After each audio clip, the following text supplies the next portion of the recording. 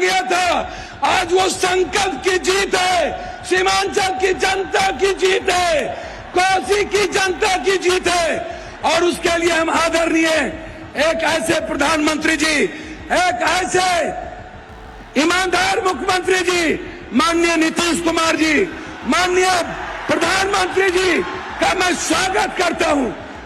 देखिए, यूं तो पप्पू यादव को हर कोई जान रहे हैं, उनके बयान से हर कोई वाकिफ है, लेकिन बयान तब ज्यादा सुर्खियों में और लोगों का ध्यान आकर्षित करने वाला हो जाता है जब पप्पू यादव जैसे सांसद जब जिस नेता को लगातार टिप्पणी करते हो, चाहे वो प्रधानमंत्री मोदी की बात कर लीजिए, मुख्यमंत्री नीतीश कुमार की बात कर लीजिए, जिस पर वो टीका टिप्पणी करते नजर आते हैं सोशल मीडिया के अलग अलग चैनलों पर, वहीं पर जब उनके सामने जब वो बयान देते हैं तो उनके बयान से हर कोई आश्चर्यचकित हो जाता है, तालियों की गड़गड़ाहट शुरू हो जाती है। सत्ता पक्ष हो या विपक्ष हो, हर कोई सुनने को कह लीजिए कि ये निगाहें टिका देते हैं कि पप्पू यादव मंच पर क्या बोलेंगे, और जब माननीय प्रधानमंत्री जी मौजूद हैं। लेकिन सांसद पप्पू यादव ने क्या कुछ कहा, पहले उनके बयान को सुनिए, जिस तरह से उन्होंने अपनी बातों को रखा है और हर वो मांग जो तमाम सांसद अपने जनता के लिए चाहते हैं वो करते हैं, वो बड़े मंच प्रधानमंत्री के सामने ही अपनी मांगों को भी रख दिए हैं। पहले सुनिए उनका बयान और फिर हम आज की इस वीडियो में आपको तमाम वो चीज बताएंगे जो पूर्णिया के लिए जो माननीय प्रधानमंत्री ने घोषणा कर कह लीजिए कि कई सारे सौगात दे दिए हैं। प्रणाम, गोर लागे छिए तोरा सबके, पैर छू के प्रणाम करे छिए। सब लोग ठीक छो? यहाँ उपस्थित है हमारे सभी नेता। पहले हम आपका आभार प्रकट करेंगे जो मेरी मां बहनें यहाँ पर बैठी हैं, क्रांतिवीर कर्मी जो युवा साथी हैं यहाँ, और जो इतिहास है मेरा।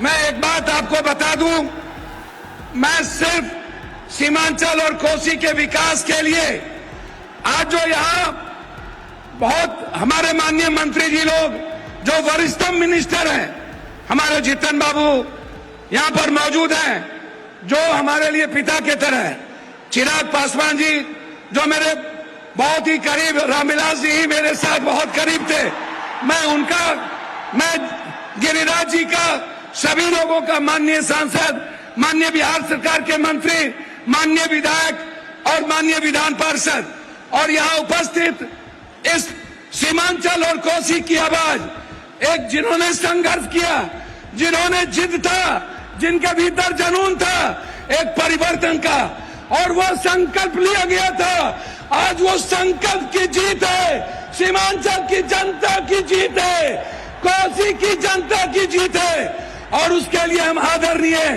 एक ऐसे प्रधानमंत्री जी, एक ऐसे ईमानदार मुख्यमंत्री जी, माननीय नीतीश कुमार जी, माननीय प्रधानमंत्री जी का मैं स्वागत करता हूं।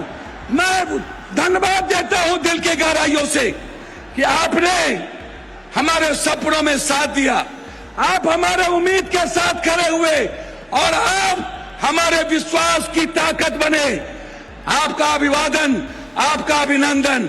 जब जब विकास में आप सहयोग करेंगे, पप्पू यादव विकास में आपके साथ खड़ा होगा, ये मैं आपको वादा करता हूं। मैं सिर्फ 4 बात कहना चाहूंगा।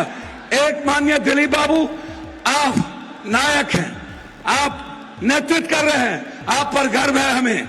मैं सिर्फ इतना कहना चाहूंगा, हम 5 चीज का डिमांड करना चाहेंगे। माननीय मंत्री और पूरा बिहार सरकार, पूरा भारत सरकार यहाँ पर मौजूद है। नित्यानंद बाबू से भी बहुत उम्मीद है, हमें अपेक्षा है कि नित्यानंद बाबू हमारी बात को सुनेंगे। एक आग्रह है कि आप कोसी सीमांचल जो बाढ़ से पीड़ित है, हार्ड डैम, हम बार बार हार्ड डैम का मांग उठाते हैं। आप इस कोसी सीमांचल के बाढ़ से मुक्ति के लिए हार्ड डैम पर, नित्यानंद बाबू आपकी ताकत है, आप होम मिनिस्टर हैं, हार्ड डैम कई बार आप बोल चुके हैं, हम हार्ड डैम आपसे डिमांड करेंगे।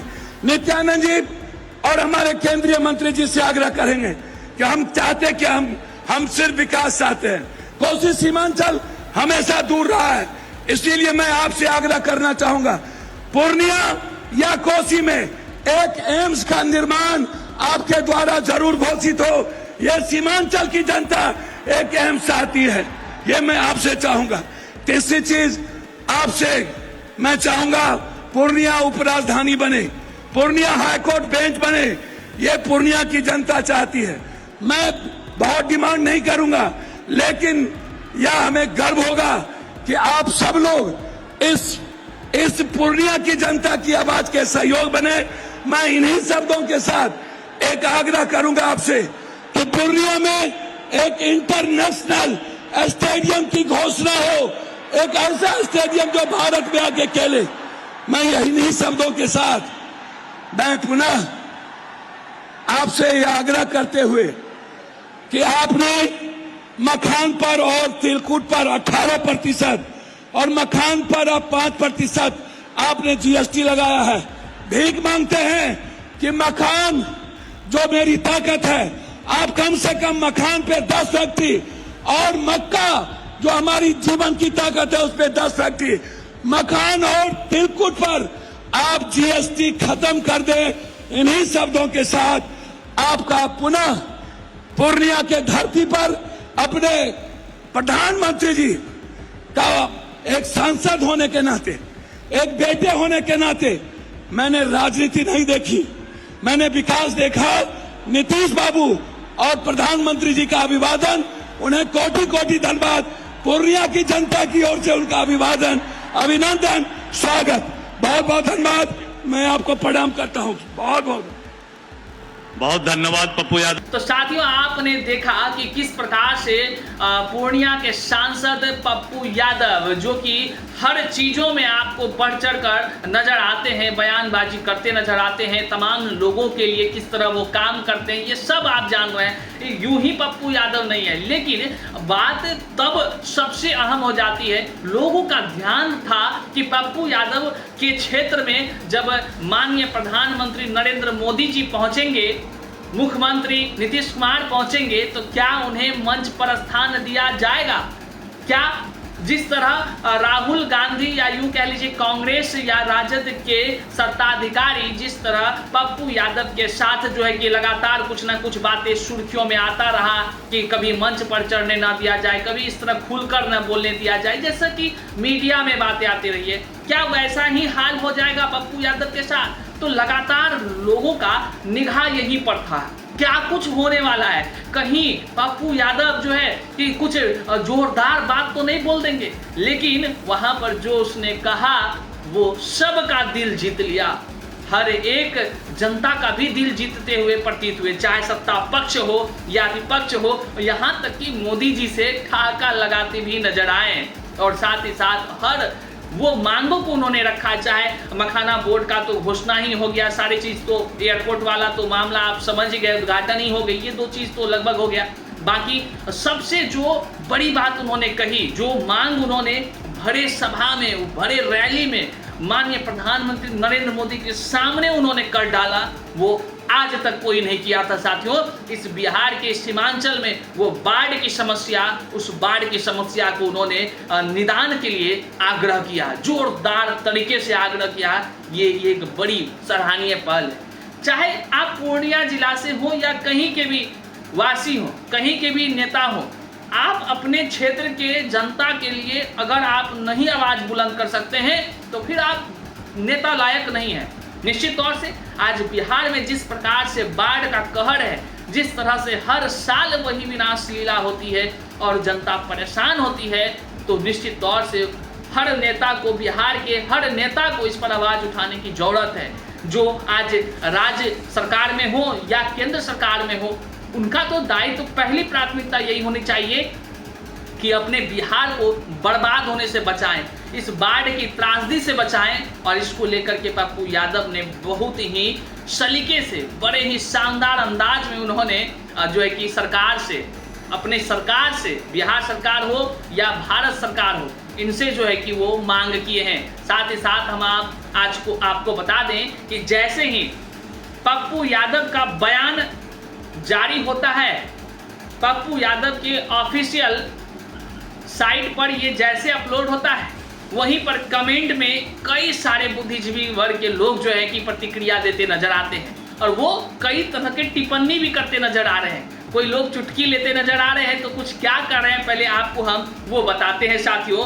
माननीय पूर्णिया के सांसद पप्पू यादव हैं और पप्पू यादव यूं ही नहीं पप्पू यादव है, दिलेर दिल के इंसान माने जाते हैं। लेकिन सबसे बड़ा खास कि लोगों को लगता था कि प्रधानमंत्री के मोदी के सामने में वो कहीं गड़बड़ ना कर दें, लेकिन जिस तरह से प्रधानमंत्री नरेंद्र मोदी और पप्पू यादव के बीच ठहाके वाला जो दृश्य है जो हम यहाँ स्क्रीन पर दिखा रहे हैं आपको, वह निश्चित तौर से कई पक्ष विपक्ष के लोगों को हैरान कर देने वाला है साथियों। आप देखिए कुछ लोग कमेंट करते नजर आए।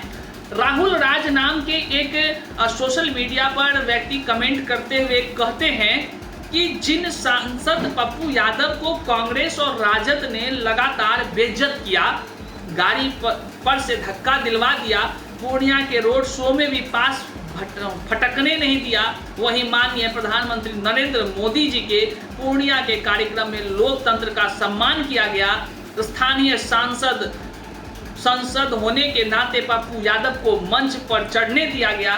मतलब कतई नहीं कि पप्पू यादव पर डोरे डाले गए। संदेश स्पष्ट था कि पक्ष हो या विपक्ष, एनडीए लोकतांत्रिक मूल्यों और संसदीय परंपरा में विश्वास करता है, खासकर तब जब नेतृत्व माननीय प्रधानमंत्री मोदी के हाथों में हो। ये राहुल राज कमेंट करते हुए लिखते हैं। वहीं पर निशांत सिंह राजपूत नाम के सोशल मीडिया पर आईडी से कमेंट होता है कि अपने वाले स्टेज तक ना चढ़ने दिए और दूसरे वाले दिल में बैठाए हैं। अरे यादव जी आंख खोलिए, जाति की राजनीति छोड़ देश के साथ जुड़िए, उसमें आपको सबसे प्यार मिलेगा, ये निशांत सिंह कहते हैं। वहीं पर विपिन नाम के एक यूजर आईडी वो लिखते हैं ये पप्पू यादव ही कंफ्यूज है कि कांग्रेस में जाए या बीजेपी में जाए, ये चुटकी लेते हुए लिखते हैं।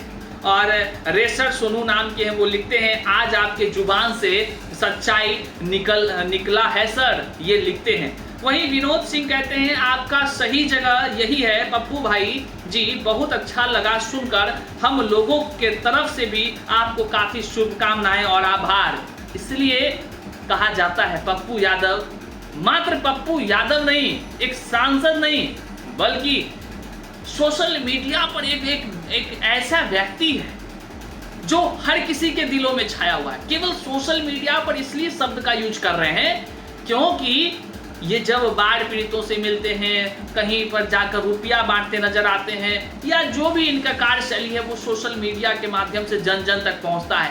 काफी मतलब लोग इनको चाहने वाले हैं। और तब जब मौका हो माननीय प्रधानमंत्री के सामने बोलने का, तब जाकर अगर इनके मुख से वो शब्द निकले, जबकि कांग्रेस पर टीका टिप्पणी हो रहा हो, राजद पर टीका टिप्पणी हो रहा हो, स्वयं प्रधानमंत्री टिप्पणी कर रहे हो, तब जाकर के पप्पू यादव का बयान काफी मायने रखता है।